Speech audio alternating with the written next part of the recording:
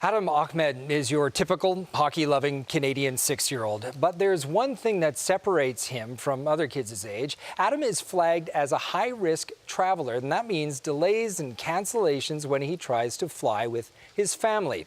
And after Adam and his father nearly missed this year's NHL Winter Classic, government officials promised to do something about it.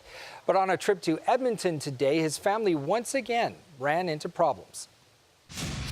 The CBC's Shannon Martin is following this story. So what happened this time, Shannon, when Adam and his family tried to travel?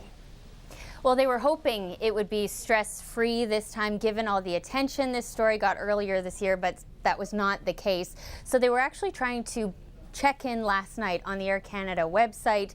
The website blocked them from doing so, and to them that was a little bit of a red flag. So they went to the Air Canada customer service counter this morning, and they were transparent. They said, you know, we believe Adam is on this so-called no-fly list. And the agent looked down, had a very good long look, realized he was 6 years old, and the family was allowed to continue on to the flight. Previously, the agents would have to make a secondary security call to an Air Canada control center. They did not do that this time. You may remember in January, Federal Minister Ralph Goodale instructed all airlines, you don't have to do that secondary call for minors. Still, the mother says she feels Adam is being marginalized. He still is not afforded the same right to check in online as any other 6-year-old child in this country is afforded. So he's still being marginalized in that respect. The problem still stands. He's still on the list.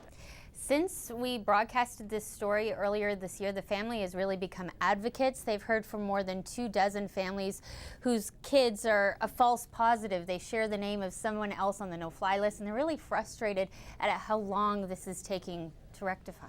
So in Adam's case, Shannon, is there anything being done right now to make it easier for him to fly? Well, Air Canada responded with a suggestion saying Adam's family and any other family who finds themselves in this situation can use their Aeroplan number. But Adam's family says they've done that in the past. That hasn't worked. They don't think that that is a reasonable solution. We did hear from Minister Goodale today. He responded to this. Have a listen to what he says. I think part of the issue here is a systems problem. In terms of the technology at the gate that doesn't have enough fields in it to actually include additional identifiers like date of birth, SIN number, or some other unique PIN number, and so forth. So there may be a technology issue that's holding it up.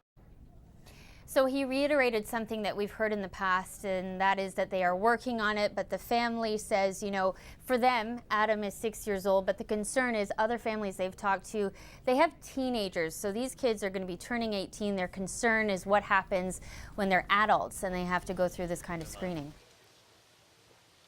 CBC's Shannon Martin in Toronto tonight.